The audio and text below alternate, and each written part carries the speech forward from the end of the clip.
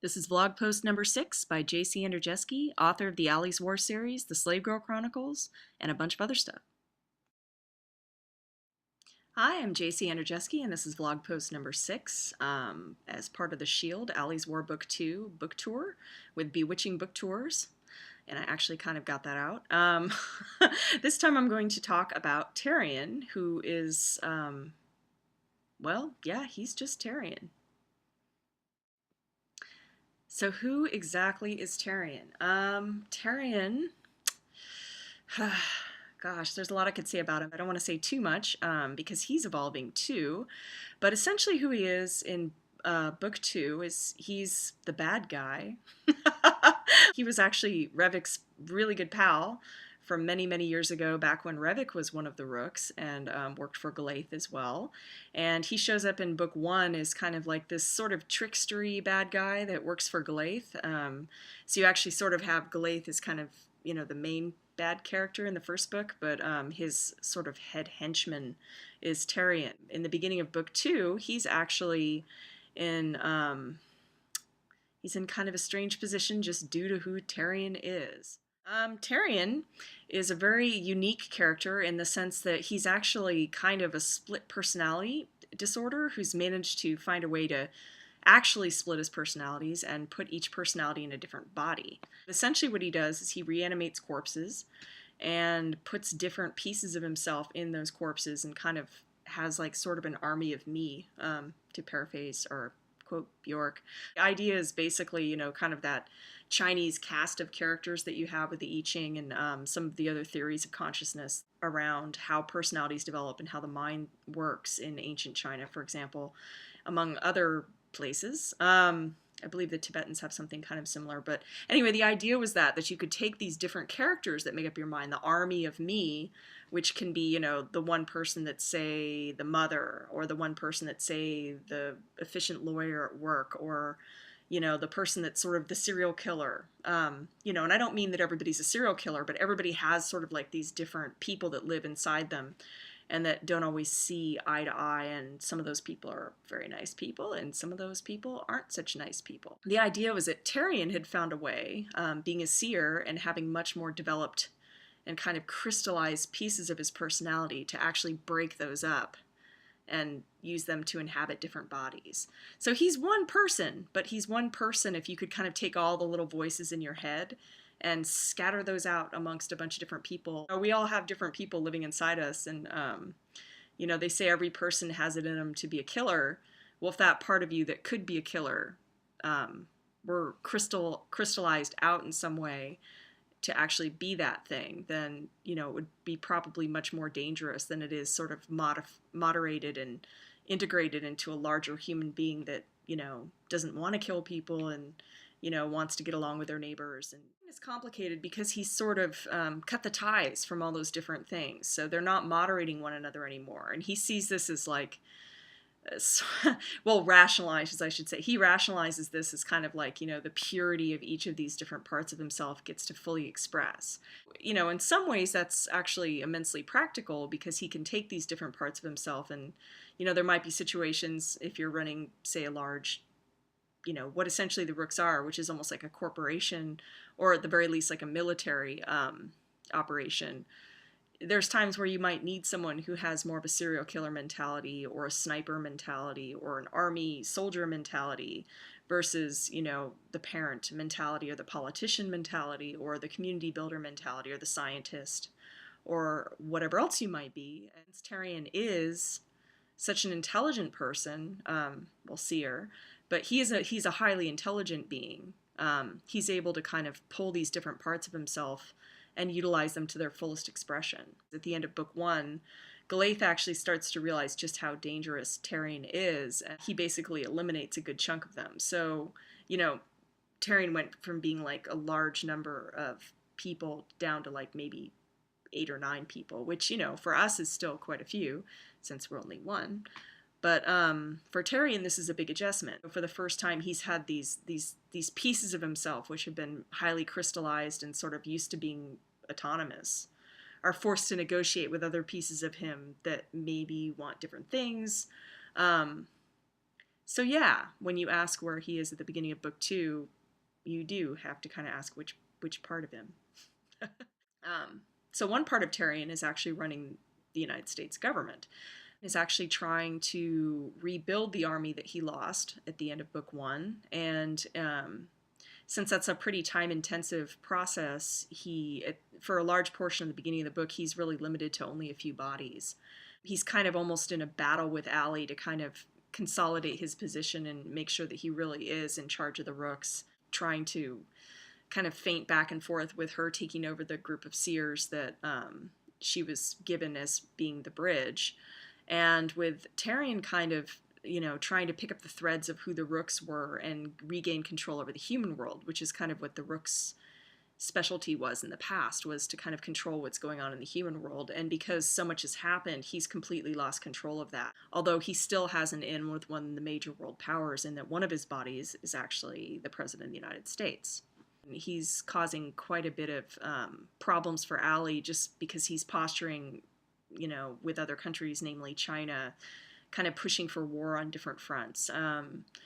Why is he doing this? Well, he's Terian. And he kind of is going for chaos. There actually are deeper reasons for that.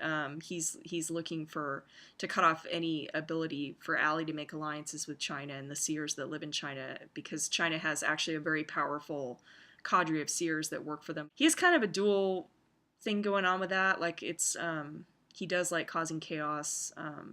That's sort of his MO. He really does play kind of a trickster character role. He always kind of has.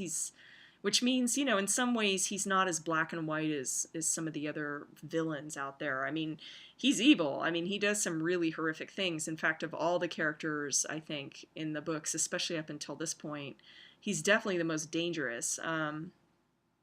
At the same time, I don't see him as pure evil. I don't see him as, I don't know, he's just not a black and white character to me. I don't know exactly what to say about sort of who Terian is. That's kind of one of those fine lines I'm always seem to be playing with anyway. What makes a good person? When does someone tip to the light and to the dark? And, are there people that kind of flow between those two, playing certain roles in history? And, historically, tricksters, are kind of suited to that. I mean, that's sort of what they do. Their role isn't so much to be good or bad. A serial killer can be a trickster. A great artist can be a trickster. They're basically serve the function in history and in art of screwing up the status quo for everybody else. They're meant to push you out of your comfort zone. They're meant to challenge you. That's what a trickster does. And Terian's really good at his job.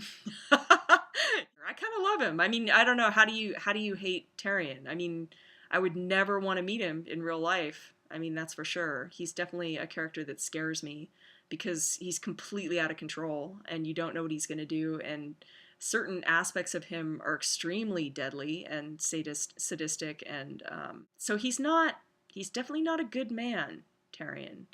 But to say that his role is to do nothing but bring darkness, I think would do a big disservice to his character. Terian's another one who really kind of had a life of his own in terms of the writing process itself. Like, when I first started writing him, he was just kind of like, henchman A. And at some point it just made sense to me that him and Revik were friends. And then once that relationship kind of sparked and developed its own history and, really developed in book 1, it's only kind of deepened from there. Because even Revik can't sort of wrap his head around how he feels about Terian completely. He's an old friend. He's his worst enemy. He's someone he wishes he'd killed at the beginning of book 2 so that he wouldn't pose a danger to Allie. But at the same time, he can't quite bring himself to want him dead either. So it's complicated. I mean, I think Terian sort of, just the nature of his character breeds an interesting combination of kind of fear and compassion and anger, and probably like all the tricksters that we've ever had in our own lives. They're the people you kind of love to hate, but you don't want them staying for dinner. And you don't let them take care of your children. So what does Terian want? Terian wants a lot. He feels really cheated in a lot of ways because of the way Allie kind of diminished his little empire right as he was taking control. He really wants his friend Revik back. I mean, some of this really is about sort of his feelings for his best friend that he lost when Revik left the Rooks, and sort of his inability to kind of accept that his friend has changed, and that it's not some sort of temporary insanity that's going to cause, that Revik's going to snap out of under the right inducements. In Terian's own twisted mind, he thinks he's trying to help Revik a lot of the time to kind of remember his true self. And ironically, in that process, he actually does help Revik, just not in the way that, he's trying to help him. I think is true of pretty much any character, just like it is of any human being, really. Terian doesn't see himself as the bad guy. He misses his best friend. Apart from sort of consolidating his power and making the Rooks be who he really wants them to be, which is this, thing that he thought he was going to inherit at the end of book 1, and sort of he feels was stolen from him. The only other thing he really wants is his best friend back. He wants Revik back. And a lot of what he does to Revik, as horrible as it is Tarian's twisted way of, like, trying to help him. He's trying to help his friend. He thinks, on some level in Tarian's twisted mind, he thinks with the right inducements, he's going to kind of bring out the real Revik, which is what he thinks he lost when Revik left the Rooks. Probably Revik is the only one he really cares about enough to ruin his life. Or, try to help in a way that only makes sense to Terian. And the result in this book is he ends up being, kind of the worst enemy that, Allie and Revik could possibly have. But if you ask Terian, he's just trying to help his friend. He's trying to help his friend become who he thinks his friend would be the happiest being. It's like that misguided friend that thinks, that they know better than you do about what would make you happy, and inevitably does the thing that's going to, drive you insane or screw things up for you. I think in some ways, Terian is kind of, the person in Revik's life that we all have at one point or another, just sort of to the 100,000th degree or more, maybe. He's like, that friend of ours if our friend was, like, psychic and batshit crazy. So that concludes vlog post number 6. I think it's 6. Which, yeah, that's 6. I hope you enjoyed it. It was kind of fun. I really love Terian, so it's kind of fun to talk about him. He's one of those characters I could probably talk about for way too long, so if anything, the difficult thing was to kind of rein myself in on this one. But yeah, I hope you enjoyed it, and sign up for the prizes. There's still the big giveaways, not going to be decided till the very end of the tour, so plenty of time to sign up for that, and hopefully you'll win something cool. And thanks for coming along for this part of the tour, and hope to see you at some of the other stops. I have at least one more vlog that I'm going to be doing. The next one I think is going to be on light and sort of the properties of light in the seer world. So I almost forgot, there must be monkeys, so there will be monkeys. Monkeys will follow. Monkeys, yes, after this, there will be monkeys.